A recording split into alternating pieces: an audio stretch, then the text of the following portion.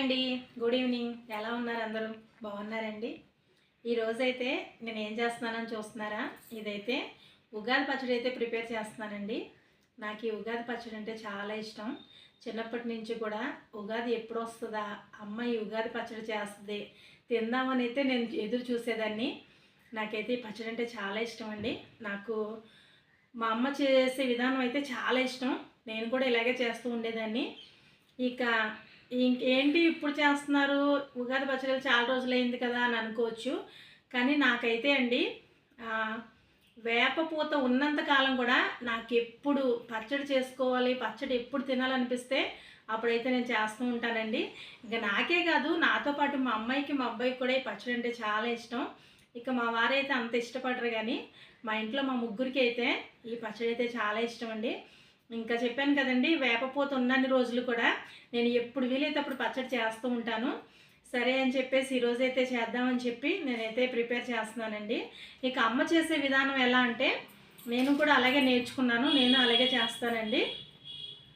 ఇదైతే చింతపండు రసం అండి. ఇది ఇలా చిక్కగా తీసుకొని చింతపండు రసం చిక్కగా తీసుకోవాలండి. ఇంకా ఇంత చిక్కగా ఇక ఇందులోని సరిపడినంత బెల్లం చూపించా సరిపడినంత బెల్లం అయితే ఇందులో వేసుకోవాలండి. ఒక బెల్లం వేసుకొని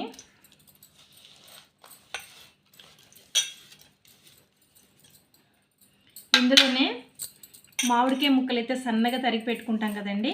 ఈ సన్నగా తరిగి పెట్టుకుని ఈ మామిడికాయ ముక్కలు వేసుకోవాలి. ఇక తర్వాత కొబ్బరికాయ ముక్కలు కూడా సన్నగా తరిగి పెట్టుకోవాలండి. ఈ సన్నగా తరిగి పెట్టిన కొబ్బరికాయ ముక్కలు కూడా వేసుకోవాలి. ఇంకా ఈ అరటిపండు అండి ఇలా సన్నగా ఇలా రౌండ్ షేప్లో కోసుకుని ఇవి కూడా వేసుకోవాలండి. వేసిన తర్వాత ఇందులో అయితే మళ్ళీ ఇలా అరటిపళ్ళు అయితే ఇలా తీసండి. ఇలా ఇంకా 2 అరటిపళ్ళు అయితే అందులో ఎన్ని అయితే అన్ని వీలైతే అన్ని వేసుకోవచ్చండి. నేనైతే 2 అరటిపళ్ళు అయితే వేస్తాను. ఇలా స్మాష్ చేసి అయితే ఈ అరటిపళ్ళు ఇందులో వేసుకోవాలండి.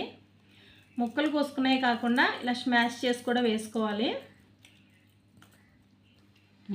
ఇక తర్వాత అయితే ఈ వేప పువ్వులు అయితే వేసుకోవాలండి. ఇవైతే శుభ్రంగా వేప పువ్వులు తీసుకుని, కొంతమంది అయితే ఓన్లీ రేకలు ఒకటే వేస్తారు, కానీ నేనైతే వేప పువ్వులు అయితే వేస్తానండి. ఇలా వేప పువ్వులు అయితే ఇలా వేసుకోవాలండి. ఇంకా వేసుకున్న తర్వాత వేపుడు పప్పు వేసుకోవాలి. ఇంకా సరిపడినంత మన ఇష్టం అనుకోండి.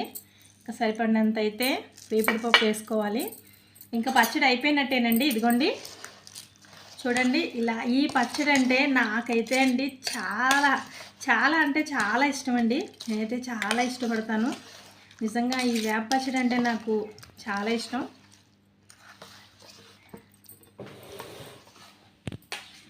ఇదైతే నాకు చాలా ఇష్టం అండి. ఇలా అమ్మ అయితే ఇలాగే చేసేది.